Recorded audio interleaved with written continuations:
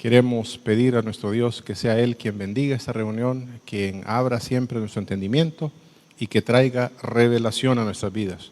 No se olviden el pasaje base que tenemos siempre para estudiar el reino de Dios. Mas buscad primeramente el reino de Dios y su justicia, y todas estas cosas os serán añadidas. Oramos. Bendito y soberano Dios, te damos gracias esta noche por permitirnos indagar en tu palabra, Señor. Siempre que vamos a ella te pedimos revelación para nuestras vidas, que sea tu Espíritu Santo el que abra nuestra mente, nuestros corazones, nuestro entendimiento, Señor, para entenderla de acuerdo a cómo el Espíritu Santo la ha revelado, para bendición nuestra, para edificación nuestra y para producir un fruto abundante para tu gloria. En el nombre de Jesús, amén y amén. Esta noche vamos a tener como misión examinar cómo es que Dios hizo la naturaleza humana, tanto al hombre como a la mujer. Y una de las primeras preguntas que debemos hacernos cuando vamos a ello, porque la gran mayoría de cristianos afirman, basado en algunos pasajes del Nuevo Testamento, que el ser humano es tripartito, o sea, tres partes en uno: cuerpo, alma y espíritu. Pero veamos a conciencia si eso es una realidad a partir de la creación, porque desde partir de la creación Adán no es que tenía algo o le faltaba algo que no tenga nuestra propia naturaleza humana. Entonces vamos a ver, a indagar, a preguntarnos si somos tres en uno o qué es lo que verdaderamente dice la Escritura acerca de nuestra existencia, cómo nos ve Dios, cómo nos hizo nuestro Dios. Y vamos a la palabra. En Génesis capítulo 2, versículo 7, dice la Escritura que entonces Jehová Dios formó al hombre del polvo de la tierra y sopló en su nariz aliento de vida. Y dice la Escritura que el hombre fue un ser viviente. La palabra en el original, simplemente para que les resuene a ustedes, es nefesh. Nefesh es alguien que tiene un cuerpo, pero que además tiene vida. Y no que esté compuesto de dos partes, sino que es una sola cosa. Tanto la sustancia espiritual como la sustancia material es una sola cosa.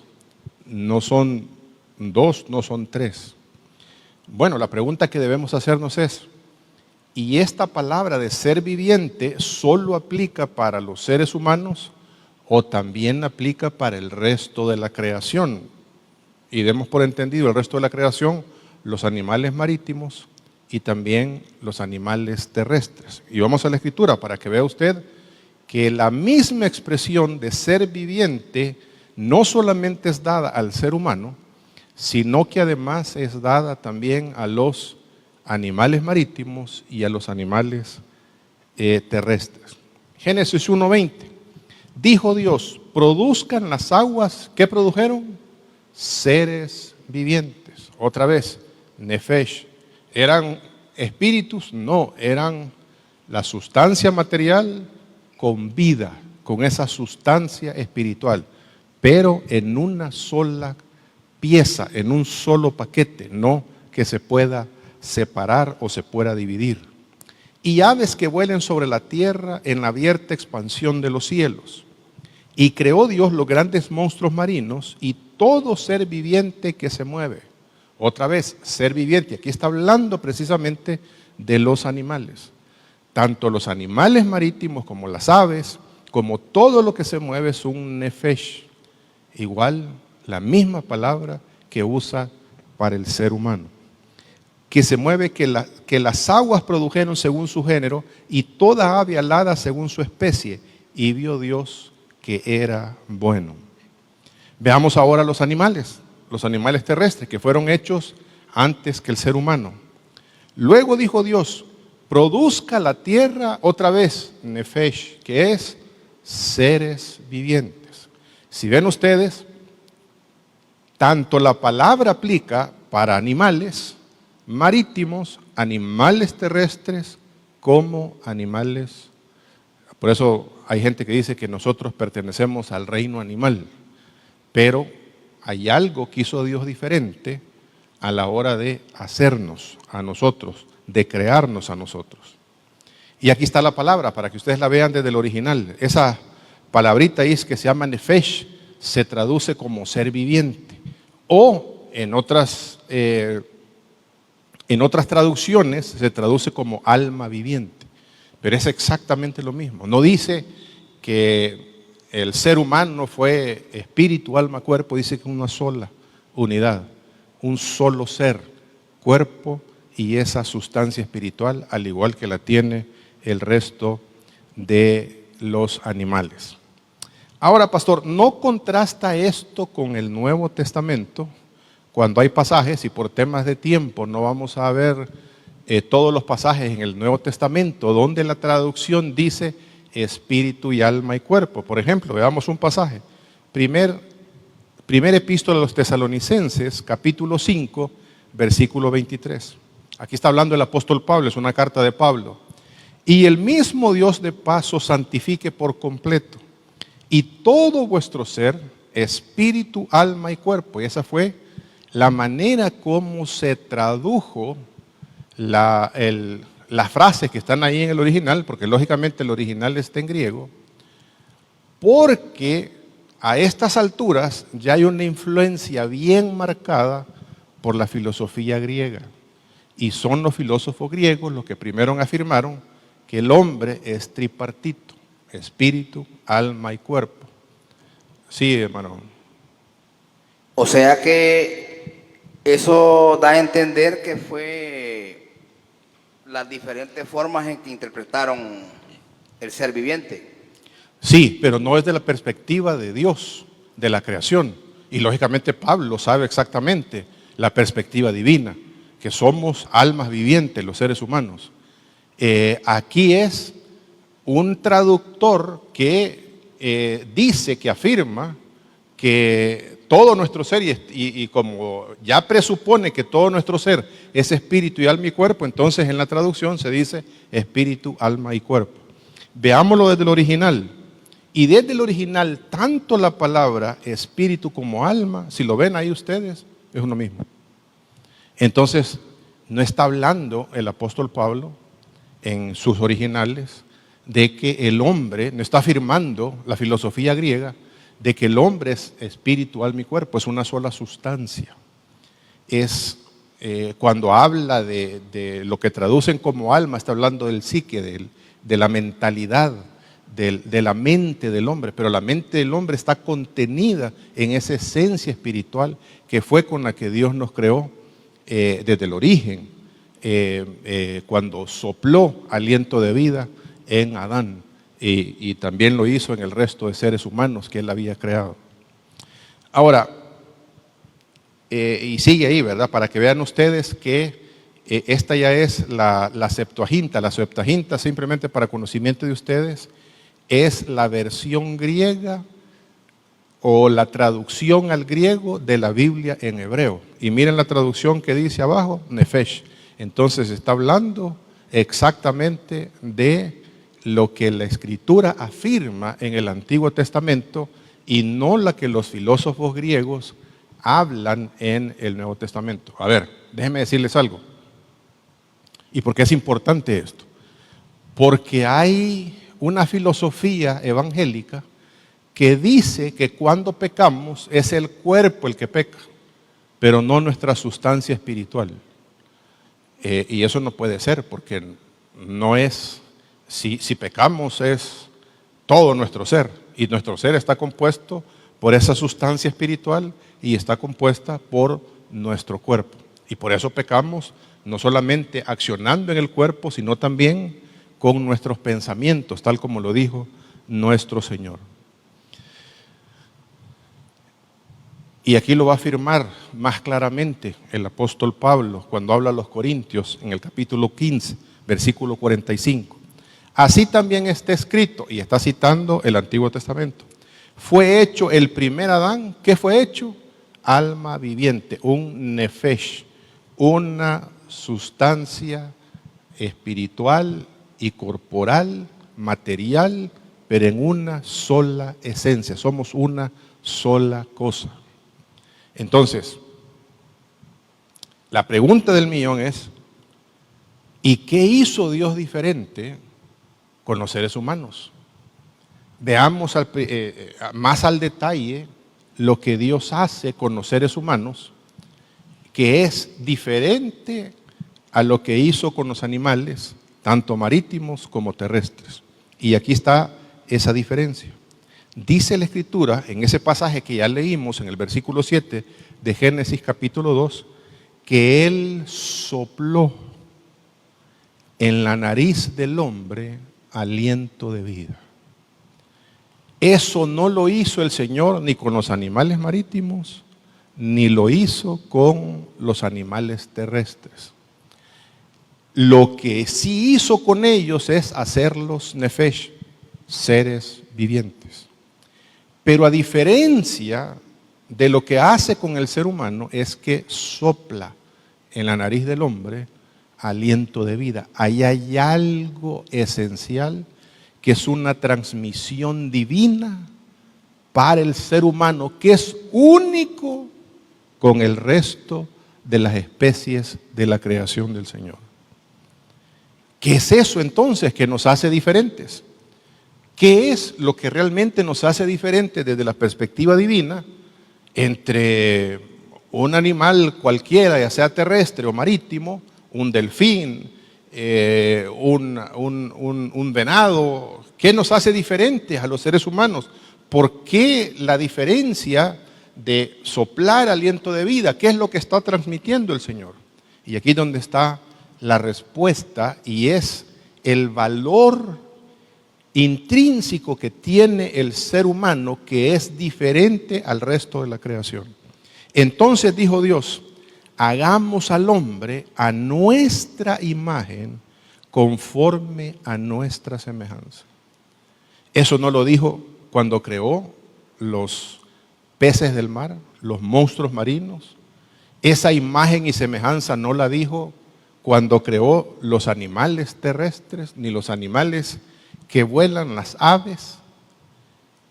Con el hombre fue el único que sopló aliento de vida, y ese soplo de vida es la imagen y semejanza de nuestro Señor. Pero tenemos que entender qué es esa imagen y qué es esa semejanza, porque hay un montón de teorías de qué significa esa imagen y semejanza, y a veces andamos tan perdidos porque vamos a diccionarios seculares sin entender realmente lo que significa la imagen y semejanza. Y lo vuelve a decir en el capítulo 1 siempre, pero ahora en el versículo 27. Y creó Dios al hombre a su imagen, imagen de Dios los creó, varón y hombre. Eso quiere decir que tanto el hombre como la mujer, aun cuando la mujer salió del hombre, somos imagen y semejanza de nuestro Dios. Eso es un sello, es una identidad, es algo intrínseco en la vida de todo ser humano. Eso es lo que le da valor a todo ser humano delante de los ojos de Dios. Y eso es lo que nos hace responsables también delante del Señor, a diferencia del resto de los seres creados. Y estoy hablando en el mundo material, porque si ustedes ven, los seres angelicales también son hechos a imagen y semejanza del Señor, al igual como creó a nosotros los seres humanos. Pero ¿qué es esa imagen y semejanza? ¿Qué es ese sello único que tenemos como seres humanos? ¿Qué es eso que nos hace diferente al resto de los animales? ¿Qué significa esa imagen y semejanza? Y es importantísimo, amados, entenderla, porque a lo largo y ancho de las Escrituras se nos va a hablar de esa imagen y semejanza, inclusive en el Nuevo Testamento, como algo esencial en nuestras vidas. Y hoy vamos a estar viendo algunos pasajes que hablan precisamente de eso. ¿Cuáles son los requisitos que debe cumplir esa imagen y semejanza del Señor? Primero, tiene que ser única. puesto que solamente al ser humano le es dada, tiene que ser algo que diferencie al ser humano del resto de la creación. No puede ser algo ni parecido ni similar a lo que el resto de los animales tienen. Si se parece con lo que tienen el resto de los animales, entonces no es imagen y semejanza de Dios, sino que somos seres vivientes al igual que el resto de los animales. Segundo, tiene que ser igual para todos los seres humanos, tanto para el anciano como para aquel que está recién engendrado en el vientre de la madre. Amados, hay una tremenda discusión ahora si una mujer puede abortar, porque los norteamericanos predican, los que hablan de esa línea, que la mujer es dueña de su propio cuerpo. Pero desde la perspectiva bíblica, ese ser que está recién engendrado en el vientre de la madre, a partir de su concepción, tiene esa identidad de imagen y semejanza. Por lo tanto, es un ser diferente a su madre. Número 3, tiene que ser total. Eso quiere decir que no hay 20% de la imagen de Dios y semejanza de Dios en el ser humano. Tiene que ser completa, tiene que ser total. La imagen de Dios en el ser humano, independientemente si está postrado en una cama de un hospital, independientemente si es un atleta, si tiene dinero o no tiene dinero, si tiene educación o no tiene educación, esa imagen es el 100% de ese sello único que Dios ha puesto en todos los seres humanos.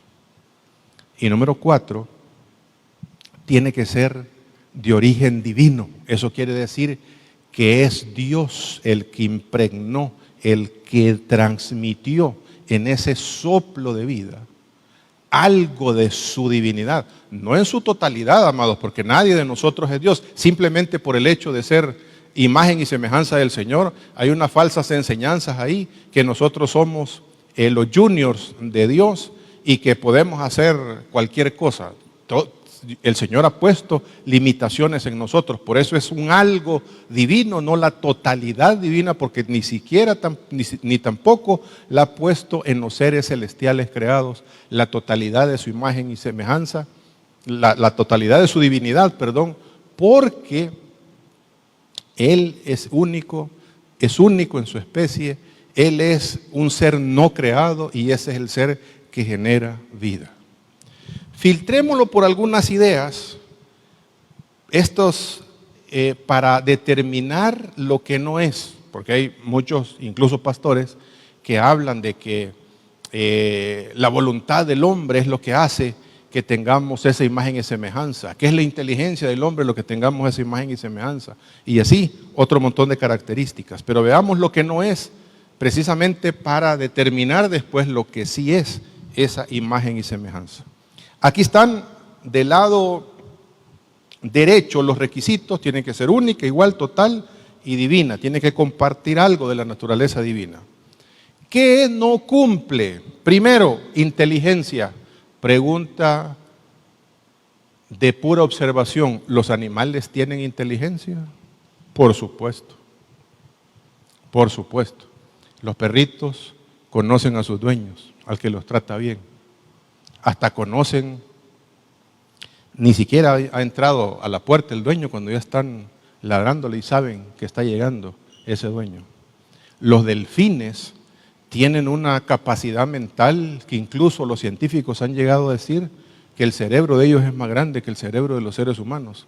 Y de hecho se ha observado que los delfines han salvado vidas, porque cuando ven náufragos o ven seres humanos que han caído al agua y se están ahogando, los sacan a la superficie y a la orilla.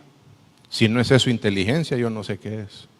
Entonces, la inteligencia como tal queda descartada Porque para comenzar no es única a la raza humana, a los seres humanos. Tampoco es igual, porque no todos los seres humanos son inteligentes. El Señor habla de los animales, por ejemplo. Dice que ¿quién privó al avestruz de la inteligencia? Entonces, hay niveles de inteligencia diferentes en los animales y también hay niveles diferentes de inteligencia en los seres humanos. Nadie de nosotros aquí pudiera diseñar un cohete que va a la luna, sacar todas las fórmulas matemáticas. No tenemos esa inteligencia, no hemos sido capacitados, no podemos descifrar eso. Pero hay gente muy inteligente que sabe cuánto combustible se necesita, qué tipo de combustible para poner en órbita o fuera de la Tierra.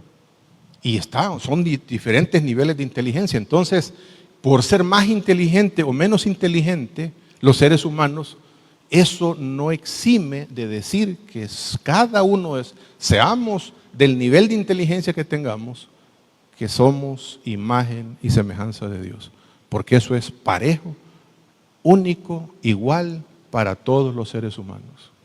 Si nos vamos por el lado de la inteligencia también, no vamos a decir que aquel que está entubado y está en coma es porque no está activo en el mundo de los vivientes, no es un ser humano, porque no está usando su inteligencia para interactuar con nosotros, pero sí es un ser humano, porque intrínsecamente en él tiene esa imagen y semejanza del Señor. Número 2, la voluntad. ¿Los animales tienen voluntad propia? Sí.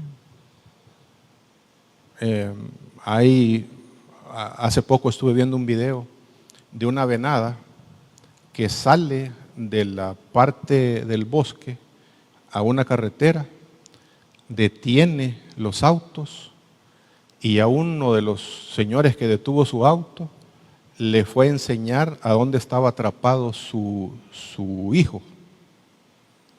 Entonces, cuando el hombre fue a ver, efectivamente sacó una herramienta de su vehículo, cortó la parte donde estaba trabada la pata del hijo de esta venada, y no crean que después que lo liberó se fue. Regresaron los dos a darle las gracias al hombre que les había ayudado. Está grabado en video. Si esa no es voluntad propia, dígame usted qué es. Es más, usted sabía que hasta los animales le oran al Señor, y lógicamente la necesidad de los animales no es dame casa, dame carro, dame para comprar el súper o para pagar las letras de los préstamos. La necesidad de ellos es alimento. Y vamos a ver uno de los pasajes donde dice la Escritura, Dios afirma que los polluelos de los cuervos le oran a Él por alimentos. Si eso no es voluntad, no sé cómo la definen ustedes. Emociones. ¿Tienen los animales emociones? Sí. ¿Han visto un perro bravo? Sí. ¿Han visto un perro contento? También. Entonces no puede decir que son las emociones. Ya descartamos inteligencia, voluntad. Y si usted le pregunta a cualquier pastor normal, le va a decir, ¿qué es lo que nos define? ¿Qué es lo que nos separa de los animales? Que tenemos inteligencia, que tenemos voluntad y tenemos emociones. No he observado bien, ¿verdad? Que los animales también tenemos todas esas cosas, que tienen esas cosas. Luego el tema de la comunicación. ¿Hay comunicación entre los animales? Por supuesto. Usted sabía que las abejas hacen unos movimientos que científicamente se ha probado. Son unos movimientos para que en el lenguaje de ellas, a pura matemática, le dicen al resto de las abejas, le transmiten vía matemática, por ángulos con respecto al sol, en la posición en la que se mueven, de que hay potencial de polen o de lo que fuera para producir la miel que ellos producen, y se comunican unas con las otras. Tienen la inteligencia, por ejemplo, de saber que, y esto ponga a cualquier ser humano y usted le dice, mira, aquí hay una hoja de papel, decime en esta hoja de papel cuál es la figura geográfica que te va a maximizar el área de esta hoja de papel, con los tamaños y todo. Sabe que las abejas innato ya tienen la inteligencia. Si ustedes se fijan en las celdas de los panales, son unos hexágonos. Y científicamente está probado que el hexágono es la figura geométrica que más optimiza los espacios que se pueden hacer. Esto es un diseño de Dios. Esto no fueron a la universidad a aprenderlos. Entonces, los animales tienen inteligencia, tienen voluntad, tienen emociones, comunicación y a veces hasta moral, ¿verdad? Ya el perro que se ha portado mal en la casa, que se ha orinado donde no debe y ya lo han regañado,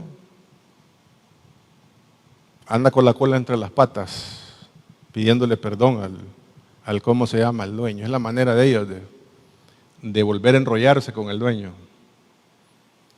Y si fuéramos a hablar de moral, amados, en la misma escritura está que los seres humanos en diferentes tiempos hemos tenido diferentes niveles de moral a lo largo y ancho de la historia.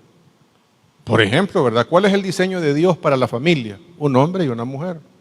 ¿Cuántas Evas le dio el Señor a Adán? Una. Pero hay un fulano llamado Penina que tenía 2 mujeres. Entonces, moralmente, las culturas nos separan, pero no porque entendamos la moral de manera diferente. La imagen de Dios es diferente al resto de los seres humanos. ¿Estamos hasta acá, hermanos? ¿Preguntas? ¿Está claro? Sigamos. Y aquí está el pasaje que les decía de los cuervos de los polluelos, de los polluelos de los cuervos. ¿Quién prepara al cuervo su alimento? O sea, Dios se encarga de preparar alimento. Por eso decía el Señor, si ustedes no se han fijado, dice, fíjense en los pájaros que no tienen despensa, no van al súper, no almacenan, no dicen voy a guardar para ¿cómo se llama? Para mañana. Y el Señor es el que se preocupa de alimentarlos todos los días.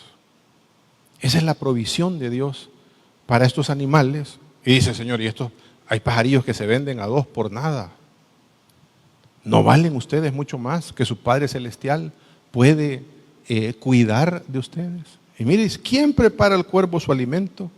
Cuando sus polluelos claman a Dios, ahí están orándole al Señor, y andan errantes por falta de comida. Voltean a ver al Señor para su alimento. Y si el Señor puede hacer esto con los polluelos de los cuervos, que un cuervo no tiene mayor valor, es más, en cualquier lado hay espantapájaros, ¿verdad? Para espantarlos, que no se vayan a comer las cosechas, ni las plantas. Pero el Señor tiene cuidado aún de los cuervos. Y si somos sinceros, amados, realmente no sabemos a ciencia cierta lo que significa imagen y semejanza de Dios. Algo que lo podamos definir más que una identidad y una capacidad que Dios ha puesto en los seres humanos, pero con un fin, con un propósito, y es el de señorear, reinar sobre su creación. No se olvide, el Señor desde el momento de nuestra creación como seres humanos puso esa imagen y semejanza de Él con el propósito de señorear, de reinar sobre la creación. No independiente de Él, sino en dependencia de Él, para hacer bien al resto de la creación, para transmitir la gloria del Señor a la creación y que la creación a través nuestro transmita también la gloria y la alabanza que le debemos a nuestro Creador. Mire cómo dice la Escritura. Entonces dijo Dios, aquí está Dios haciendo al hombre, hagamos al hombre a nuestra imagen conforme a nuestra semejanza. ¿Y qué cosa? ¿Para qué sirve la imagen y semejanza? Eso no es para los animales marítimos, no es para los astros, no es para ¿cómo se llama? Para los animales terrestres, es para los seres humanos, únicos, que tienen imagen, identidad de Dios en su esencia, conforme a nuestra, y señoree en los peces del mar, en las aves de los cielos, en las bestias, en toda la tierra y en todo animal que se arrastra sobre la tierra. ¿Para qué le impregna el Señor esa imagen y semejanza al ser humano? Para señorear, para reinar. Pero las palabras que ocupa, amados, el escritor no es una autoridad de dictador. Porque eso que yo vengo aquí para reinar y entonces yo soy el rey y con dinero y sin dinero siempre soy el rey. No, se trata de servir de líder, ser un administrador, sabiendo que yo no soy el dueño, sino que soy un administrador para hacer, producir, fructificar los recursos que Dios ha puesto aquí en este planeta. Sí, hermano. ¿Será que esa imagen y semejanza lo podríamos relacionar como el sacerdote de la casa o de un lugar en específico? Porque estamos hablando de liderar, señorear y ayudar y dar ejemplo, ¿no? No necesariamente, porque si ustedes lo ven, en el capítulo 1 el Señor crea a los seres humanos. Ya esos seres humanos son imagen y semejanza del Señor. Pero a quien instituyó como reyes y sacerdotes dentro del Edén solamente fueron Adán y Eva. Ellos tenían una... Acuérdense que un sacerdote, un rey y sacerdote tiene, y lo vamos a ver más adelante, tiene la función de guardar un lugar sagrado.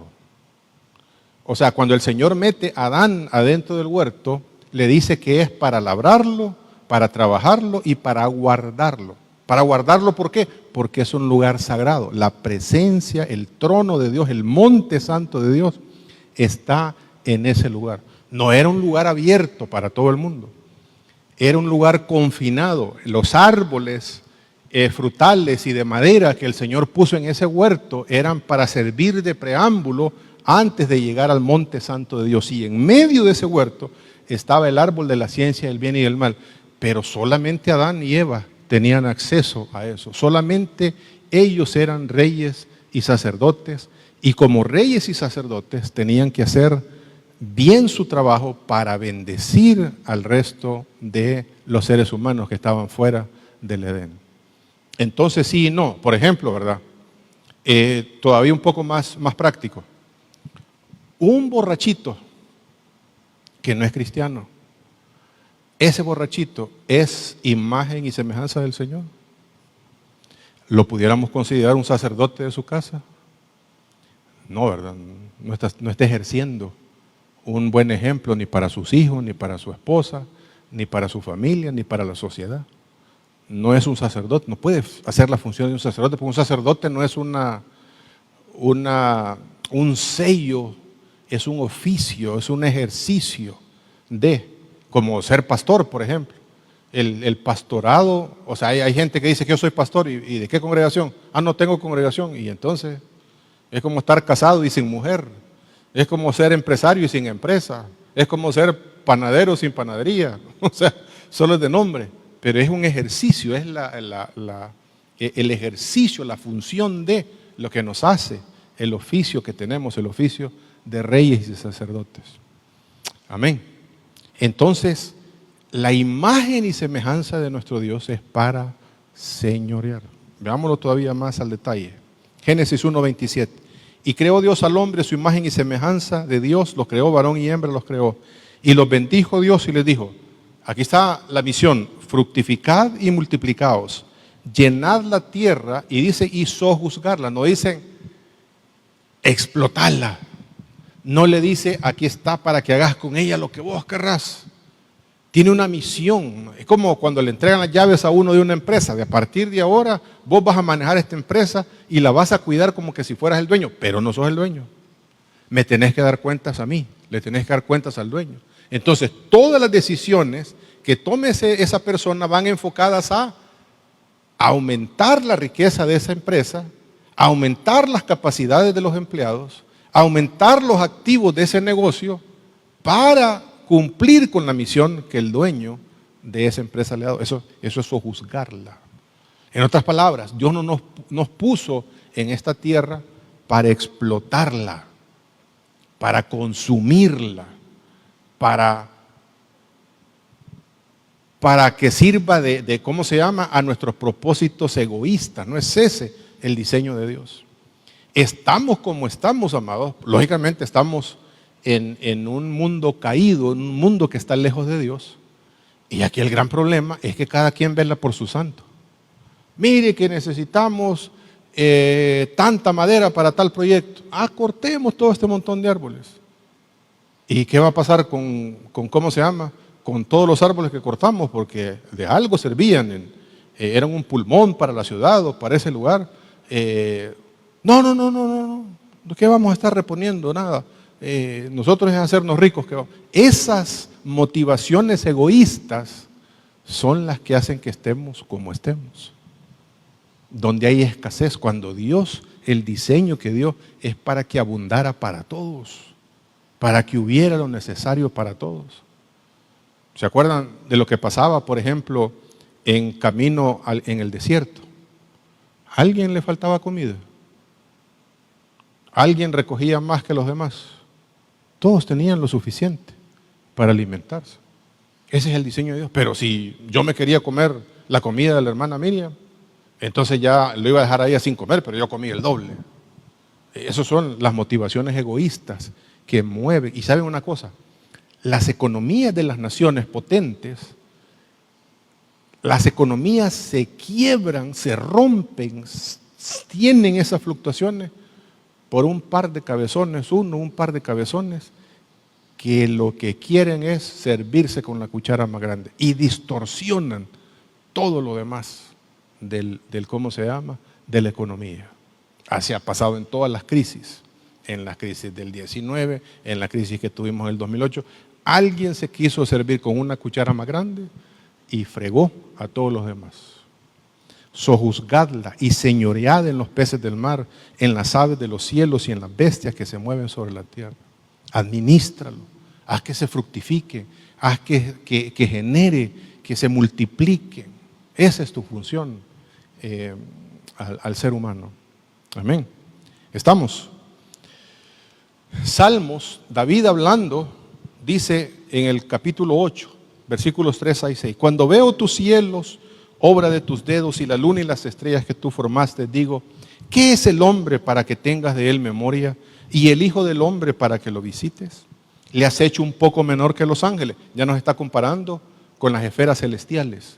En las esferas celestiales los ángeles son la base de la pirámide. Dios es lógicamente el creador de todo, está en la cima de la pirámide. Padre, Hijo, Espíritu Santo, en la cima de la pirámide. Luego sabemos que le siguen los hijos de Dios. Eso es el nivel de jerarquía alto que está ahí, en ¿cómo se llama? Y luego en la base de la pirámide están los ángeles. Y nosotros fuimos hechos menor que los ángeles. Pero miren la bendición. Le has hecho poco menor que los ángeles, pero lo coronaste de gloria y honra. Esa imagen y semejanza, cuando hacemos bien nuestra función y nuestro papel, nos llena de honra y de gloria, porque estamos haciendo la voluntad de nuestro Dios. Le hiciste señorear sobre las obras de tus manos, todo lo pusiste debajo de sus pies. ¿Por qué? Por ese sello, esa identidad, esa imagen y semejanza que tienen los seres humanos por encima de toda la creación. Ahora usted se va a preguntar, pastor, pero eso solo fue con Adán y Eva y los primeros seres que crearon. ¿Y qué pasó con los hijos de los hijos de los hijos de los hijos de los hijos de los hijos de los hijos?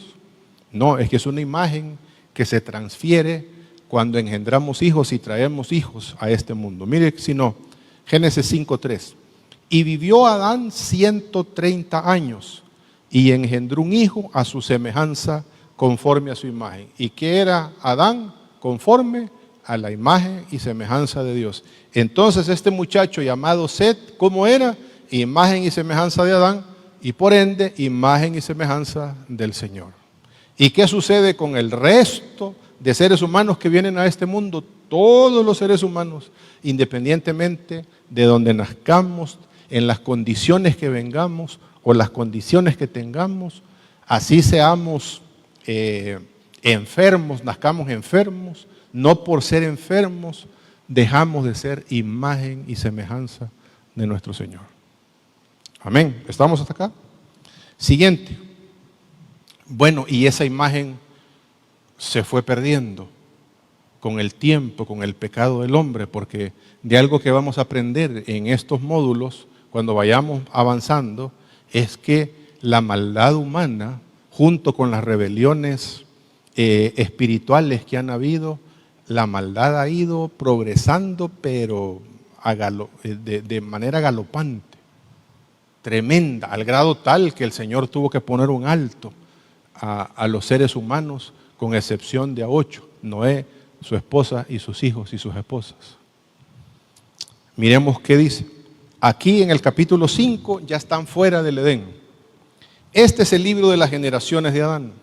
El día en que creó Dios al hombre, a semejanza de Dios lo hizo. Está volviendo a tomar lo que había sucedido en el Edén. Varón y hembra los creó y los bendijo y llamó el nombre de ellos Adán el día que fueron creados.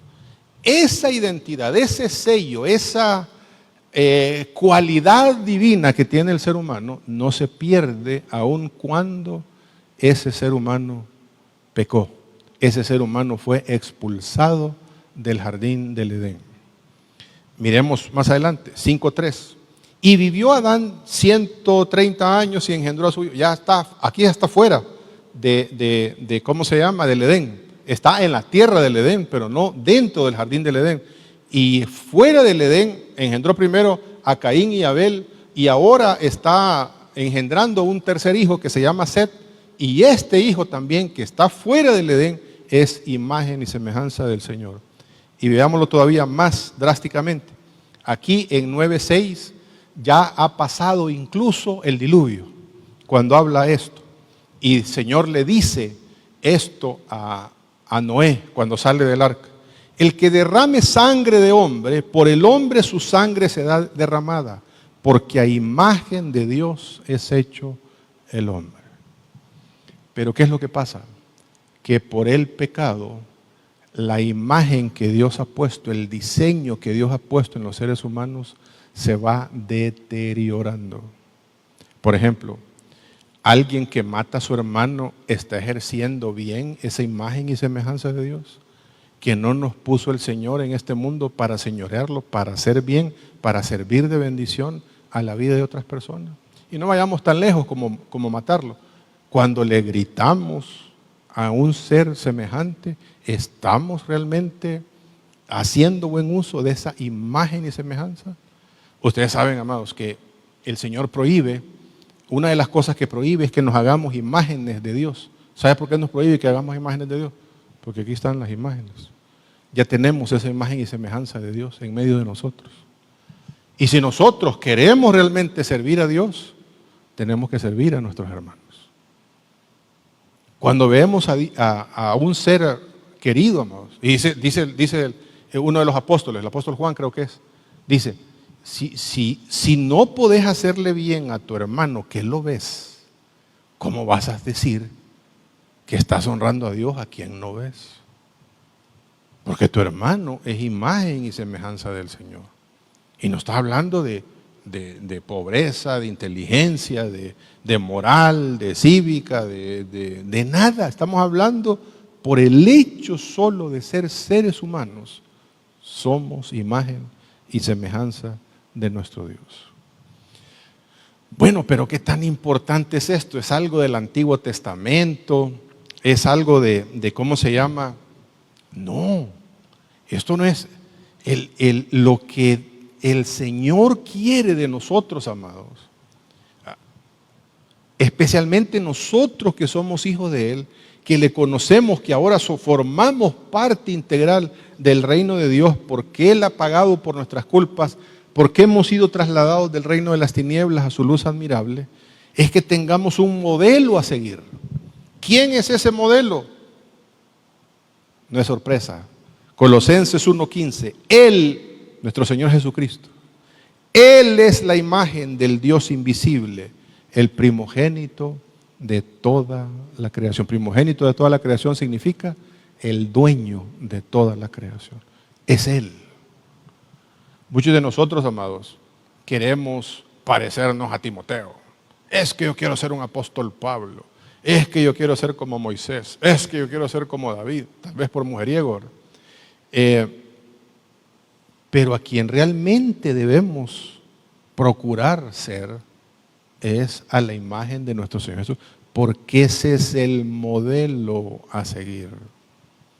Debemos estudiar la persona de nuestro Señor Jesucristo, lo que Él vino a hacer a este mundo, la misericordia, la gracia que lo caracterizaba con el resto de seres humanos, lo duro que era con aquellos que eran duros también con el resto de su prójimo, porque estaban fallando al diseño dado por Dios para hacernos bien unos a los otros.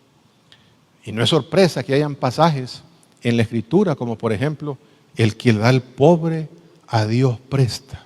¿Por qué? Porque ese pobre es imagen y semejanza del Señor. Cuando hacemos algo bueno por nuestros hermanos, cuando digo hermanos, estamos hablando de hermanos en la carne, porque somos seres humanos, Dios ve con buenos ojos. Y Dios no se va a quedar, nunca le han hablado al Señor para cobrarle.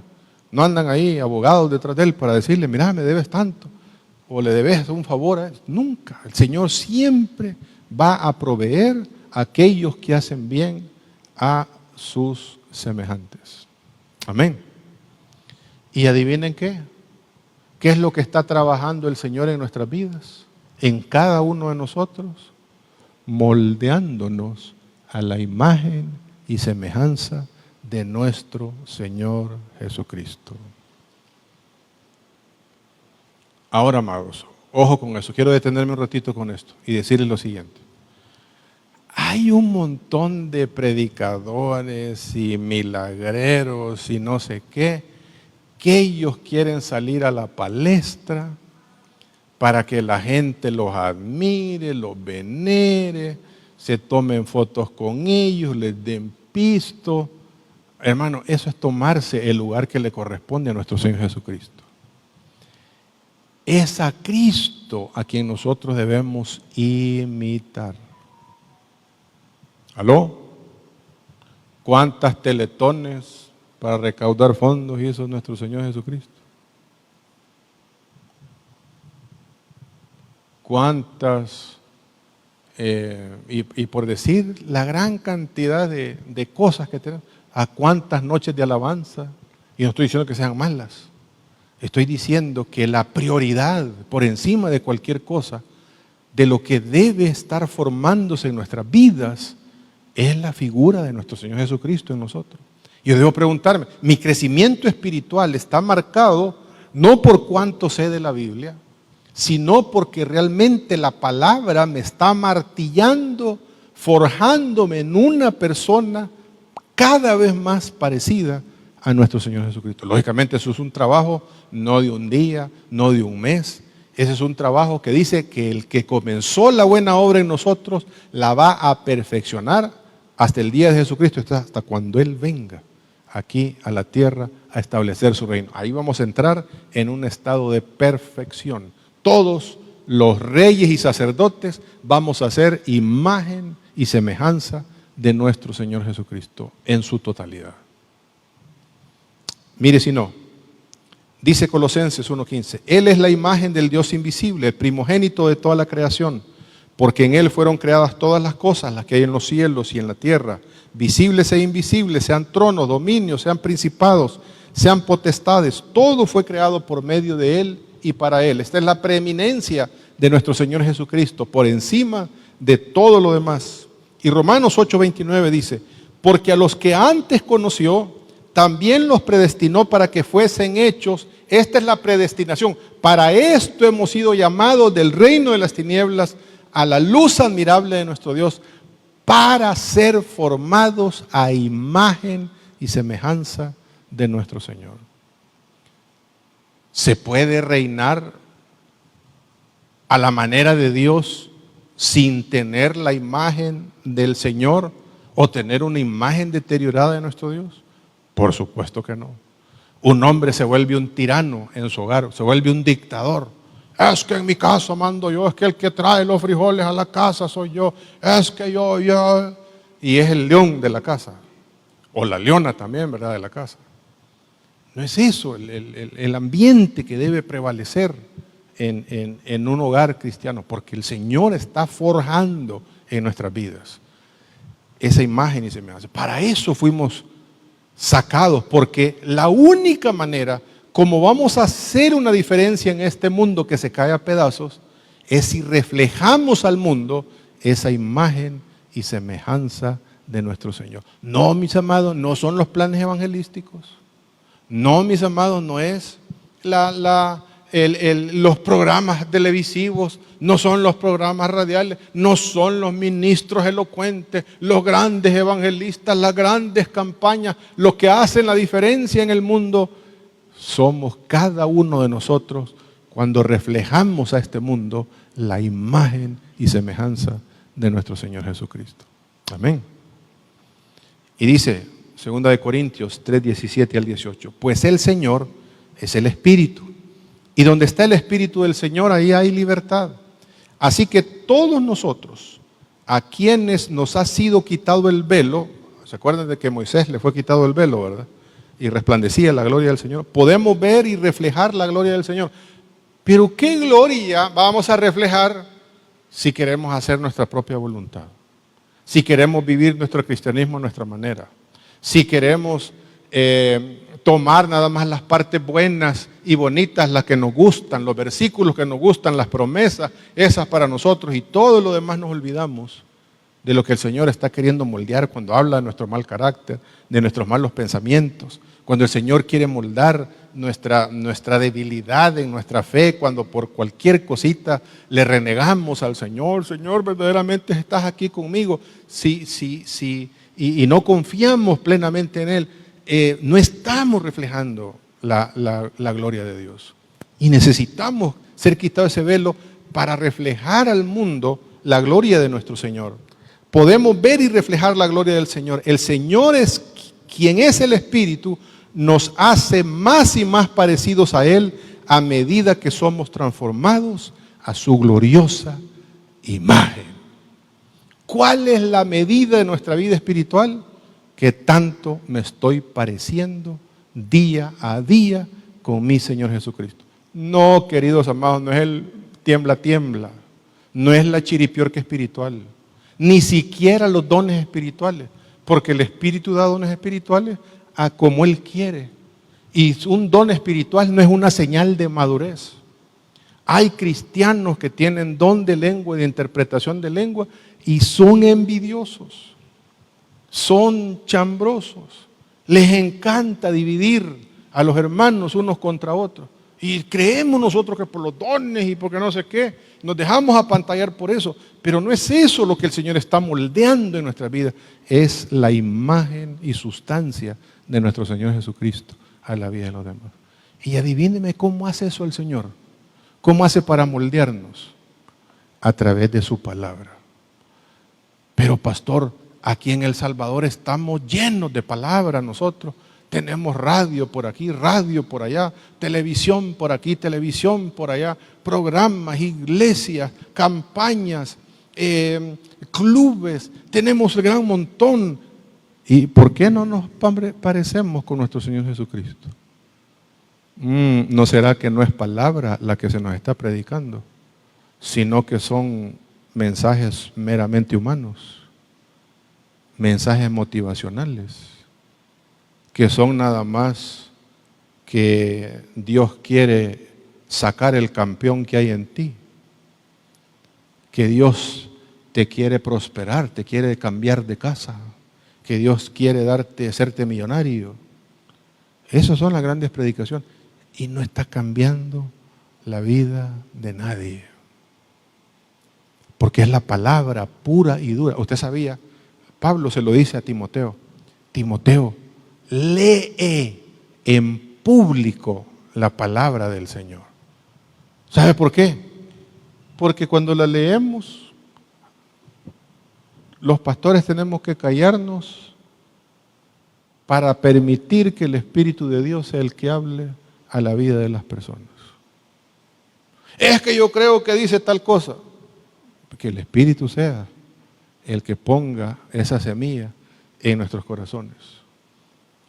Por eso es importante la palabra. La palabra es fundamental en nuestra vida para ser formados y forjados a la imagen y semejanza de nuestro Señor Jesucristo. No nos olvidemos, amados. El mejor programa evangelístico que podemos tener los hijos de Dios no es un método traído de no sé dónde, porque allá sí funciona. Porque los cristianos somos unos grandes copiones. Solo porque funciona allá en no sé qué, nosotros también queremos copiarlo. Es que ese es el método que nos va a sacar aquí, que nos va a hacer allá y que no sé qué. El mejor método, y ese es el método de Dios para alcanzar al mundo, es que Dios moldee nuestra imagen y nuestra semejanza a través de su palabra. Como forjaba con martillo el candelabro, que forje esa palabra en nuestras vidas, en nuestros corazones. Dios quiere, amados, que yo haga una diferencia en mi lugar de trabajo, con mis vecinos, que los vecinos no me conozcan por la vieja gruñona que ¿cómo se llama?, que se pelea con los vecinos, que me conozcan porque me ven salir con una Biblia debajo del brazo el domingo y dicen, no, si saben que si yo necesito oración, yo voy ahí donde la vecina, yo voy ahí donde el vecino. Que no me conozcan porque ahí es donde más bulla hacemos los hijos de Dios, porque ahí ya están dando reata los hijos de Dios ahí, y el domingo van para el culto. A quien grita más. Y proyectamos un muy mal ejemplo al mundo. Y cualquier programa, cualquier actividad que podamos hacer de carácter evangelística, no vamos a influenciar al mundo si no somos transformados a la imagen de nuestro Dios por el Espíritu Santo. Termino con esto. Es necesario vivir la palabra. No es solamente oírla, no es solamente aprenderla, es vivirla. Y se aplica, amados, con el trato a las demás personas. No nos demos garabato. No, que yo guardo la palabra y Dios conoce mi corazón. Sí, cómo está de negro, cómo está de sucio. Es el trato que yo tengo con mis hermanos lo que dice realmente si esa palabra me está moldeando mi vida a la imagen y semejanza de Dios. Colosenses 3, 8 al 10 dice, pero ahora, dejad, ¿qué es dejar? Deje atrás vosotros todas estas cosas. ¿Cuáles cosas? Ira, enojo, malicia, blasfemia, palabras deshonestas de vuestras bocas. No mintáis los unos. Mire cómo puede afectar la vida de otras personas cuando nos mentimos. Cuando nos mentimos unos a otros, sí, al costo se lo voy a dar y yo sé que le estoy ganando. No tengo necesidad de decir que estoy al costo. No tengo necesidad de mentir para vender, para comprar, Ay, que fíjese que son unas grandes llorazones cuando compramos y cuando ¿cómo se llama? Porque creemos que mintiéndole a la gente es como, no mientan los unos a los otros. Habiéndonos despojado del viejo hombre o de la vieja mujer, está hablando del ser humano, con sus hechos. ¿Y qué dice? Y revestido del nuevo, el cual conforme a la imagen del que lo creó, se va renovando hasta el conocimiento pleno. ¿Qué es ese conocimiento pleno? Cuando la palabra de Dios cobre vida en mi corazón y yo refleje esa imagen al resto de las personas que conviven conmigo. Ese es nuestro reto, ese es nuestro diseño, ese es nuestro reinado. No podemos reinar sin la imagen de nuestro Dios. Todo lo demás, aunque las lleven a ustedes a un retiro y les pongan coronas y les digan princesas o princesos o lo que ustedes quieran, no se trata de traer coronas porque hasta en el Burger King reparten coronas a los bichos. y no por eso son reyes y sacerdotes. Nuestra corona, nuestro reinado está íntimamente ligado a reflejar la imagen y semejanza de nuestro Señor. ¿Preguntas, amados? Escuchando que nos han enseñado mal el término de alma, cuerpo y espíritu, ¿cómo se puede, digamos, entender cuando a uno le han enseñado de que hay una lucha interna entre la carne y el alma? Está hablando, amados, de la naturaleza vieja con nuestra naturaleza nueva, ese pleito. La naturaleza vieja que quiere irse al mundo. Pero yo tengo que proyectarme a fortalecer mi nueva naturaleza, porque el Espíritu de Dios mora en nosotros, para obedecer al Señor y no darle rienda suelta a mis apetitos carnales. Porque mis apetitos carnales me separan de la voluntad del Señor. Entonces quiere decir que es una lucha entre la carne y el espíritu. Por supuesto, por supuesto. Y aquí hay cristianos que quieren matar su carne con cosas carnales y eso no se puede. La manera de matar la carne o los apetitos carnales es a través del Espíritu de Dios. Que yo me abstengo, que yo no sé, que me voy a poner a dieta, hay algo en nuestra vida espiritual que tenemos que cambiar con la ayuda del Espíritu de Dios para hacer la voluntad de Dios y no satisfacer, dice la Escritura, los deseos de la carne. Ese es el pleito que existe y es todo. Y por eso es necesario la imagen y semejanza del Señor, la imagen y semejanza, que la palabra de Dios moldee esa imagen y semejanza de nuestro Dios. Amén. Oramos. Bendito y soberano Dios, te damos las gracias por esta noche. Gracias, Señor, por ese diseño, porque ninguna otra criatura lo tiene, que somos imagen y semejanza tuya. Y más ahora, Señor, que estamos en tu reino, queremos que tú nos moldees a esa imagen y semejanza. Queremos realmente reflejar tu gloria, Señor, a este mundo. Queremos realmente que las personas vean a nuestro Señor Jesucristo en nuestras vidas. Que no vean gente pedante, orgullosa. Que no vean gente, Señor, que ni siquiera se relaciona con los demás. Que no vean gente orgullosa. Que no vean gente, Señor, que se la cree porque tiene un título, porque tiene dinero, porque tiene un carro nuevo, por las razones que sean, que nos hacen y nos separan tanto los unos contra los otros. Sino que verdaderamente, Señor, podamos aplicar todo esto, especialmente en nuestras casas, en nuestros hogares. Que se quite toda ira, toda gritería, toda malicia, toda mentira de nosotros, Señor, para que tú puedas, para que podamos nosotros despojarnos de ese viejo hombre y tú puedas formar en nosotros esa imagen hasta que tengamos el conocimiento pleno. En el nombre de Jesús, amén y amén.